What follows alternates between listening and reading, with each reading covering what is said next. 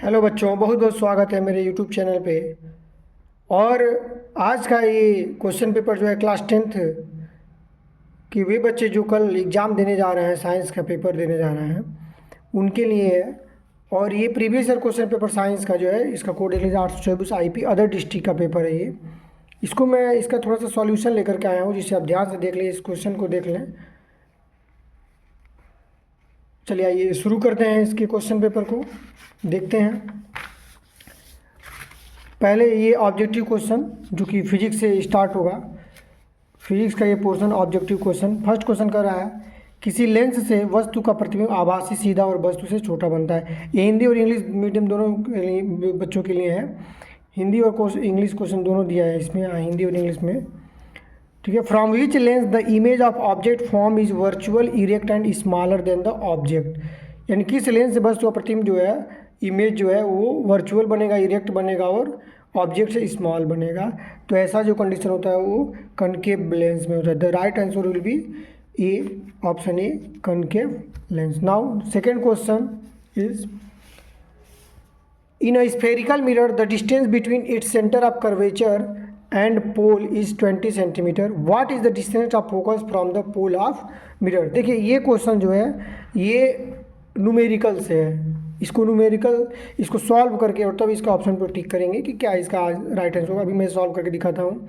कह रहा है एक गोली दर्पण के वक्रता केंद्र तथा ध्रुव के बीच की दूरी 20 सेंटीमीटर है।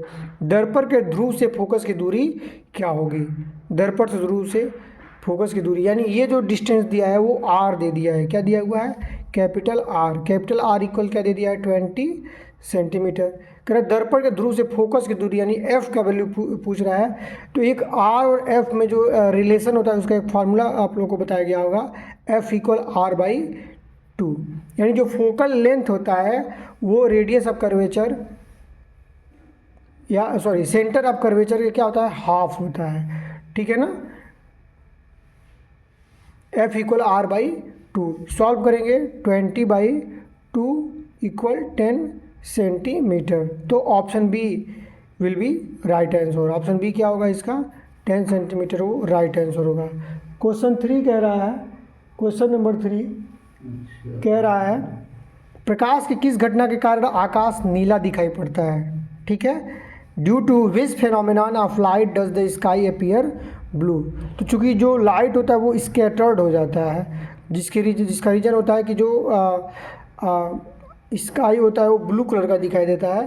तो इसका जो है ऑप्शन देखेंगे, option A reflection, option B refraction, option C dispersion and now option D scattering. So right answer option D will be scattering. Scattering क्या होगा? राइट आंसर होगा, यानी प्रकीर्णन के द्वारा। नेक्स्ट क्वेश्चन से क्वेश्चन नंबर 4 क्या कह रहा है? The power of lens is +2 dioptre. Power of lens दे दिया, what will be its focal length in centimetre. यानी लेंस का जो है पावर कितना दिया? +2 डायोप्टर। देखिए क्वेश्चन क्या पूछ सकता है? पावर ऑफ लेंस का यूनिट भी पूछ सकता है। तो पावर ऑफ लेंस की यूनिट क्या होती है? डायोप्टर होती है। ठीक है। दो फार्मूला होता है, मीटर में दिया होता है तो P इक्वल 1/f, यहाँ हम फार्मूला लिख दे रहे हैं, P इक्वल 1/5। कब? जब फोकल लेंथ क्या हो? मीटर में हो। लेकिन जब ये सेंटीमीटर में होगा तो फार्मूला क्या हो जाएगा? फार्मूला क्या होगा? P equal 100/f। तो चूंकि क्वेश्चन क्या कर रहा है? The power of lens is +2। P क्या है? पावर ऑफ लेंस डिनोट कर रहा है, यानी +2 दे दिया है। पावर ऑफ लेंस दे दिया है, वो +2 दे दिया है। तो यहाँ पे क्या हो जाएगा? +50 इसका राइट आंसर हो जाएगा। देखिए ये +2 हो गया और +2 इक्वल 100/f। तो जब f को इधर करेंगे, f को इधर करेंगे तो ये क्या हो जाएगा? 100/2। 100/2 equal +50। So option A will be right answer. Question 4 का ये जो ऑप्शन होगा वो क्या होगा? राइट आंसर होगा। ठीक है, +50। पांचवा क्वेश्चन देखेंगे, फ्यूज तार को निम्नलिखित घरेलू विद्युत वितरण के किस तार को श्रेणी क्रम में जोड़ा जाता है? यानी आप लोग को जब इलेक्ट्रिक सर्किट पढ़ाया जाता है तो वहाँ जब कॉम्बिनेशन बताया जाता है रेजिस्टेंस का, तो इन पैरेलल और इन सीरीज दो तरीके से बताया जाता है, पैरेलल में और सीरीज में बताया जाता है। सीरीज का फार्मूला क्या होता है? इन सीरीज में अगर हो तो R equal R1 + R2 + R3। Parallel में हो तो क्या फार्मूला होगा? 1/R equal 1/R R1 + 1/R2 + 1/R3। ये सब क्वेश्चन देख लीजिएगा क्योंकि इससे न्यूमेरिकल आता है, सीरीज और पैरेलल में दे करके क्वेश्चन पूछता है, इक्विवेलेंट रेजिस्टेंस पूछ देता है। पांचवा क्वेश्चन कह रहा है, पांचवा क्वेश्चन देखें तो इसका ऑप्शन जो होगा राइट आंसर क्या होगा, जीवित तार, live wire. Option number 5 question number 5 the correct option will be C, live wire. ठीक है ना, जीवित तार जो होता है श्रेणी क्रम में जोड़ा जाता है। 6 क्वेश्चन कह रहा है यदि शक्ति कार्य तथा समय के मात्रक क्रम से x1 x2 x3 से प्रदर्शित किया है तो निम्नलिखित में कौन सा संबंध सही है। ठीक है, क्वेश्चन नंबर 6 क्या कह रहा है, क्वेश्चन नंबर 6 जो है ये कह रहा है ऑप्शन, इसमें option B will be right answer होगा। क्वेश्चन नंबर 6 का बी क्या होगा, राइट आंसर होगा। x1 × x3 = x2। बाद में इसका सॉल्यूशन बताएंगे। हाँ, ये क्वेश्चन देखिए, क्वेश्चन नंबर 7 क्या कह रहा है, एक चालक में 10 एम्पीयर की धारा प्रवाहित होती है, इसके संगत 2 सेकंड में प्रवाहित होने वाले आवेश की मात्रा। यानी एक कंडक्टर दिया है, एक कंडक्टर में, यहाँ इंग्लिश में देख लीजिए, in a conductor 10 ampere of current, 10 ampere current, यानी कि I = कितना दे दिया है, 10 एम्पीयर दिया है। What will be the amount of charge flow in 2 second, second में टाइम, यानी T = 2 सेकेंड। कह रहा है कि एक चालक में 10 एम्पीयर की धारा प्रवाहित होती है तो 2 सेकेंड में प्रवाहित होने वाला आवेश, 2 सेकेंड में जो है कितना, मतलब चार्ज कितना होगा। ठीक है ना, तो फार्मूला होता है Q = I × T, Q = I × T। हमें Q को फाइंड करना है, I गिवन है और T भी गिवन भाई है, तो Q = I × T। I का वैल्यू क्या है, 10 एम्पीयर, I का वैल्यू क्या है, 10 एम्पीयर, और T कितना है, 2 second. The right answer will be 20 coulomb. So option C will be correct answer. Option C क्या होगा, 20 कूलम्ब, ये क्या होगा, इसका राइट आंसर होगा। क्वेश्चन नंबर 8 देखेंगे, plaster of Paris formula, the formula plaster Paris. देखिए ये इंपॉर्टेंट क्वेश्चन है, इसका केमिकल फार्मूला, इसका मैन्युफैक्चरिंग आ सकता है, लैब में कैसे बनाया जाता है, इसके यूजेस पूछ सकते हैं। मोस्ट इंपॉर्टेंट क्वेश्चन है POP, प्लास्टर ऑफ पेरिस। यहाँ तो केवल ऑब्जेक्टिव क्वेश्चन ही दिया है, POP भी कहते हैं, इसका यूजेस क्या होता है, स्टैचूज वगैरह बनाने में होता है। ठीक है ना, तो formula of plaster of Paris, plaster of Paris का फार्मूला क्या है, CaSO4 × ½ CaSO4 × 2H2O, CaSO4 × H2O and CaSO4 × 5H2। तो प्लास्टर ऑफ पेरिस का फार्मूला क्या होता है, CaSO4 × ½ H2O। फार्मूला क्या होगा इसका फार्मूला, केमिकल नेम क्या होगा, calcium sulphate hemihydrate. Chemical name क्या होगा, calcium sulphate hemihydrate. Question number 9 से pH मान 8.5 वाला विलेन क्या है, the solution with pH 8.5 is. तो बताया जाता है कि 1 से लेके जो है 14 तक एक सीरीज होती है, 1 से लेके, जिसमें 1 to 7, 1 से 7 के बीच जो है जो pH मान होगा वो क्या होगा, जो pH मान होता है वो एसिड को रिप्रेजेंट करता है, और 7 से 14 के बीच में जो है वो बेस को रिप्रेजेंट करता है, और 7 जो होता है वो न्यूट्रल होता है, नाइदर एसिड नॉर बेस, ना सो एसिड होता है ना ही बेस होता है। ठीक है ना, ये न्यूट्रल होता है। तो अगर 8.5 किसी सॉल्यूशन का pH मान 8.5 है तो सॉल्यूशन कैसा होगा, वो एल्केलाइन होगा, क्षारीय दिया हुआ है, या so the correct answer will B option A, alkaline. 10 number question क्या कर रहा है, देखिए IUPAC नेम तो क्वेश्चन आपको मिलना ही मिलना है, इतना कंपलसरी है। Question number 10, CH3CH CHO CH3 का IUPAC नेम। देखिए IUPAC नेम लिखना है, सबसे पहले IUPAC नेम हम क्या करते हैं, लॉन्ग चेन देखते हैं, लॉन्ग चेन के साथ ये देखते हैं कि फंक्शनल ग्रुप जुड़ा है कि नहीं। अगर कहीं फंक्शनल ग्रुप जुड़ा होता है तो कार्बन की काउंटिंग उधर ही से स्टार्ट करते हैं, जिधर फंक्शनल ग्रुप क्या हो, कार्बन के नियरर होता है। तो हम देख रहे हैं कि यहाँ पे काउंटिंग जो होगा वो क्या होगा, राइट टू लेफ्ट होगा। काउंटिंग किधर होगा, राइट टू लेफ्ट। काउंटिंग करेंगे 1 2 3, ये क्या हो गया आपका मेन चेन हो गया, ये क्या है, मेन चेन है।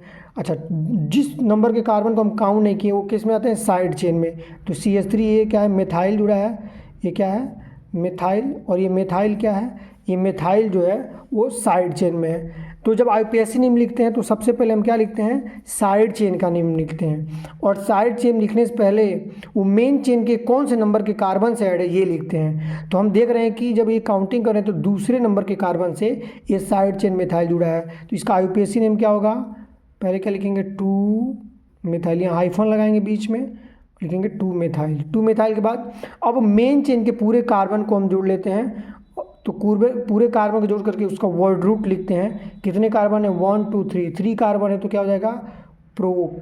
3 कार्बन है तो क्या होगा, प्रोप।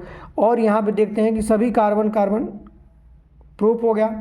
प्रोप के बाद प्राइमरी सफिक्स में लिखते हैं। प्राइमरी सफिक्स में हम क्या लिखेंगे, एल्केन एल्काइन देखते हैं तो सभी कार्बन और हाइड्रोजन के बीच में क्या है, सिंगल बॉन्ड है, तो क्या हो जाएगा, एन हो जाएगा, क्या होगा, एन। और उसके बाद से अब फंक्शनल ग्रुप देखेंगे। फंक्शनल ग्रुप क्या है, CHO कौन सा फंक्शनल ग्रुप है, इसको क्या कहते हैं, एल्डिहाइड। और एल्डिहाइड का क्या होता है, अल, ए और एल, क्या होता है, ए और एल। अब जब आईयूपीएसी नेम लिखते हैं तो अगर सेकेंडरी सफिक्स का पहला वर्ड वावेल हो तो प्राइमरी सफिक्स के लास्ट वाले ई को क्या करेंगे, हटा देते हैं।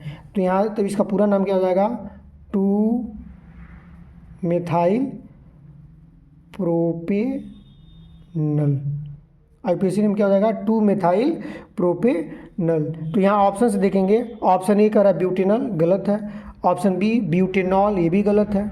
Option D 2 methyl propanol. अब देखिए ऑल, ओएल, ये ध्यान देंगे, ओएल अगर एल्कोहल होता है यहाँ पे HO ग्रुप की जगह अगर OH जुड़ा होता तब ये प्रोपेनॉल होता है, तो ये भी गलत है। So option C will be right answer, 2 methyl propanal. Next question 11वां का रहा है, बाह्यतम कोश में 7 इलेक्ट्रॉनों वाला तत्व है, यानी आउटर मोस्ट शेल में अगर 7 इलेक्ट्रॉन है तो कौन सा एलिमेंट होगा, तो देख लिया जाए।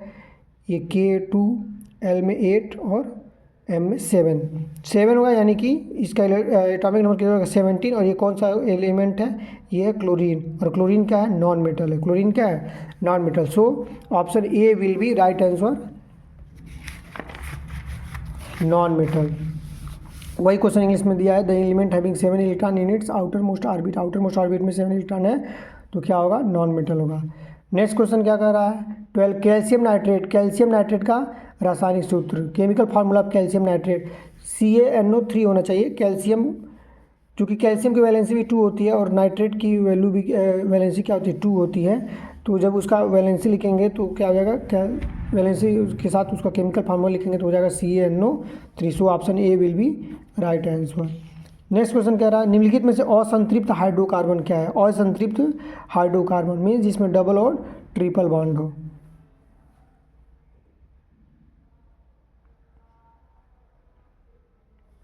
थर्टीन क्वेश्चन देखेंगे। 30 क्वेश्चन क्या होगा, 13 का option C will be right answer, C2H6।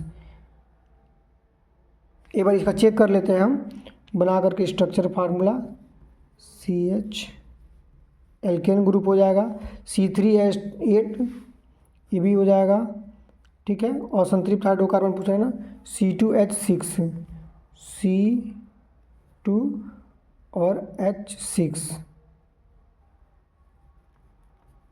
Check कर ले रहे हैं हम कौन सा सही है।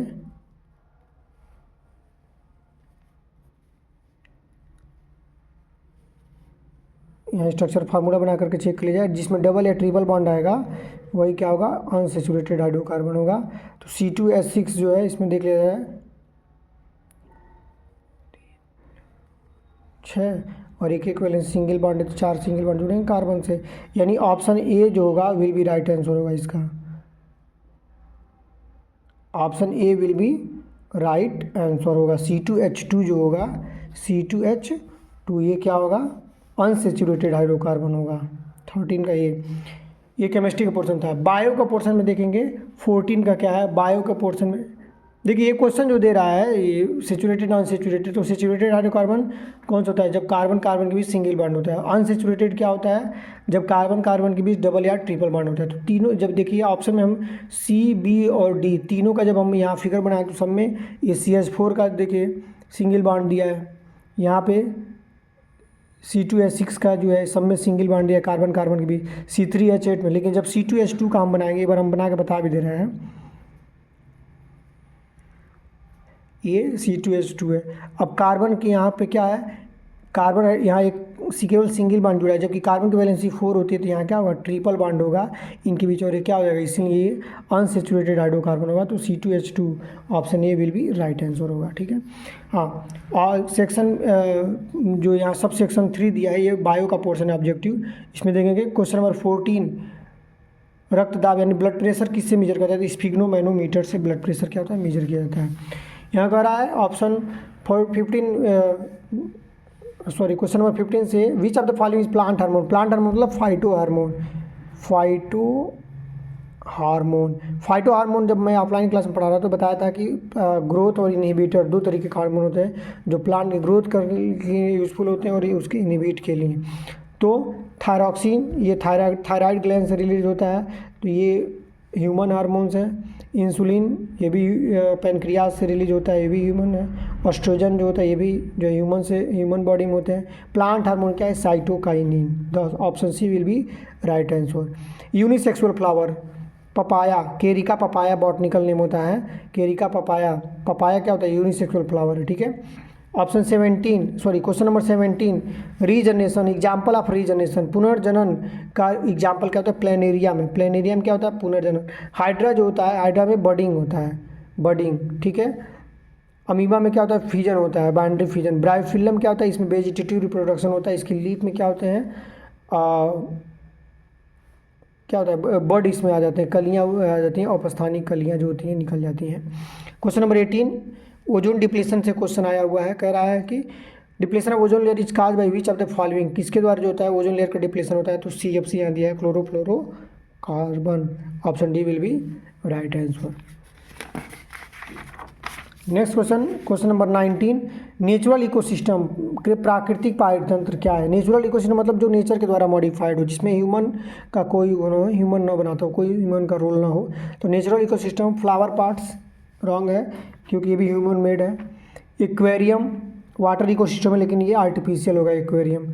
फॉर्म ये खेती जो है ह्यूमन के लिए, ह्यूमन के थ्रू होता है, लेकिन फॉरेस्ट जो होता है natural ecosystem, forest will be right answer. ठीक है, इकोसिस्टम से एक और क्वेश्चन यहाँ दिया है, question number 20, producer in a food chain. Food chain में प्रोड्यूसर क्या होते हैं, तो अब बार बार बताया गया है कि green plants are always producer of ecosystem. Green plants क्या होते हैं, वो प्रोड्यूसर होते हैं फूड चेन के या इकोसिस्टम के।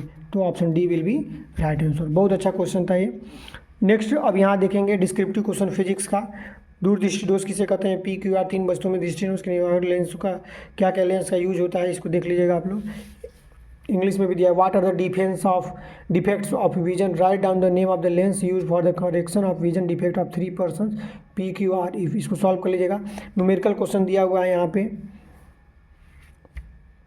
The speed of light in water and glass are respectively 2.25 × 10⁸ metre per second and 2 × 10⁸ metre per second. Calculate the following refractive index. ये दिया है, अपवर्तनांक दिया हुआ है निकालने के लिए। ग्लास रिलेटेड टू वाटर और glass related to air, GNW ANW करके ऐसे आता है। ठीक है ना। वायु के सापेक्ष कांच का अपवर्तनांक और पानी के सापेक्ष कांच का। पानी के सापेक्ष यानी कि WN का वैल्यू फाइंड करना है, और वायु के सापेक्ष कांच यानी कि AN और G, ये दोनों फाइंड करना है इसमें। ठीक है ना। अच्छा क्वेश्चन दिया हुआ है। चालक का प्रतिरोध किन किन बातों पर निर्भर करता है। देखिए ये फैक्टर अफेक्टिंग आता है, डिपेंडेंट वाला क्वेश्चन आता है। R जो है कहाँ का निर्भर करता है। ठीक है ना। वायर का लेंथ बढ़ा दिया जाए, उसका एरिया बढ़ा दिया जाए, ऐसे करके दिया हुआ है, उसको पढ़ लीजिएगा आप लोग। ये देखिए बाएं हाथ और दाएं हाथ का नियम बहुत पूछता है। ठीक है, इसको कर देगा। देखिए यह कह रहा है, ये घर में मुख्य स्रोत से 3 तार ABC निकलते हैं, इनमें प्रत्येक तार का नाम, कार्य, इनके आवरण का रंग क्या होता है, कलर लिखना है। 3 तार निकल रहा है तो उसको काम लिखना है। ये क्वेश्चन देखिए, केमिस्ट्री का डिस्क्रिप्टिव क्वेश्चन देख लीजिए। एथेनॉल दो दिया, एथेनॉल के 2 रासायनिक गुणों का रासायनिक समीकरण लिखना है। ठीक है, एसिटिक अम्ल के 2 रासायनिक गुणों के रासायनिक समीकरण, केमिकल प्रॉपर्टी लिखना है और विथ केमिकल रिएक्शन के साथ लिखना है। चैप्टर फर्स्ट दिया है केमिकल रिएक्शन एंड इक्वेशन से। द्विअपघटन यानी डबल डिकम्पोजिशन रिएक्शन क्या होता है और न्यूट्रलाइजेशन रिएक्शन क्या होता है। बढ़िया क्वेश्चन दिया हुआ है। हाँ, ये रिएक्शन लिखेंगे तो ये जब इसका डिफाइन करेंगे तो इसके साथ एक एग्जाम्पल रिएक्शन जरूर लिखेंगे। ठीक है। क्वेश्चन नंबर 7 क्या कह रहा है, pH वैल्यू दिया है, pH वैल्यू पूछ रहा है। क्या होता है, ऑक्सीडेशन रिएक्शन क्या होता है, कंब्यूशन रिएक्शन क्या होता है, ठीक है। या ब्लीचिंग, यहाँ कह रहे right use of bleaching powder in purification water, purification water में इसके 2 यूज लिखना है, 2 यूज नहीं लिखना है, केवल यूज लिखना है, कैसे वर्क करता है, कैसे वाटर को प्यूरिफाई करता है। Right the chemical equation for obtaining gypsum from plaster of Paris, plaster of Paris से जिप्सम कैसे प्राप्त करेंगे, उसका रासायनिक समीकरण दे रहा है, कैसे प्राप्त करेंगे। Explain corrosion by giving example, corrosion के बारे में लिखना है, जंग लग जाता है जिसको रस्टिंग कहते हैं या रस्ट कहते हैं, ठीक है। इसको बायो का प्रश्न देख लें, what is ozone and how does it affects any ecosystem, ozone क्या है, ओजोन लेयर एक होता है, ओजोनोस्फीयर में होता है, और इसके कैसे इकोसिस्टम को इफेक्ट करता है, इसको लिखना है। फूड चेन और फूड वे लिखना है, यानी फूड चेन और फूड वे को डिफाइन करना है विथ एग्जाम्पल्स, बहुत ही बढ़िया क्वेश्चन दिया हुआ है। हाँ, यहाँ क्वेश्चन नंबर 10, वेजिटेटिव प्रोपोगेशन और बर्डिंग, शॉर्ट नोट्स दिया। वेजिटेटिव प्रोपोगेशन क्या होता है, रिप्रोडक्शन ए से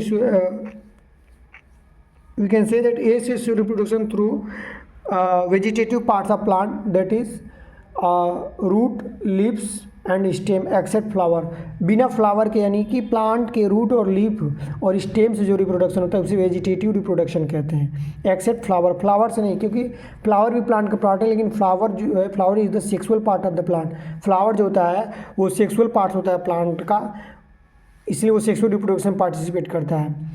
बर्डिंग, मुकुलन के बारे में दिया है। देखिए, जब भी ये वेजिटेटिव प्रोपोगेशन या वेजिटेटिव बर्डिंग या रीजनरेशन ये क्वेश्चन आए तो यहाँ फिगर जरूर बनाएंगे, लिखने के बाद फिगर दिया क्वेश्चन में दिया रहे या ना दिया रहे, लेकिन आप फिगर जरूर बनाएंगे, और फिगर थोड़ा सा बढ़िया कलरफुल बनाएं, अट्रैक्टिव फिगर बनाएं, ताकि आपकी कॉपी जो एग्जामिनर को अट्रैक्ट कर ले अपनी तरफ, ठीक है। लॉन्ग क्वेश्चन में मानव मस्तिष्क संरचना यानी ह्यूमन ब्रेन के बारे में दिया हुआ है, ह्यूमन ब्रेन के बारे में 3 पार्ट होता है, मिड ब्रेन, हिंड ब्रेन, ऐसे करके फॉर ब्रेन, उसमें पूरे बताया गया है ऑफलाइन क्लास में। उसको पहले टेबल बना लीजिए, फिर उसको क्रम से लिख करके फिगर बना लीजिए हार्ट का, सॉरी ब्रेन का। और या describe energy flow in an ecosystem with diagram, energy flow कैसे होता है इकोसिस्टम में विद डायग्राम, ये बना लीजिए। Okay, all the best my dear students, सभी को बहुत बहुत शुभकामनाएं, कल आपका पेपर बढ़िया हो, यही उम्मीद है।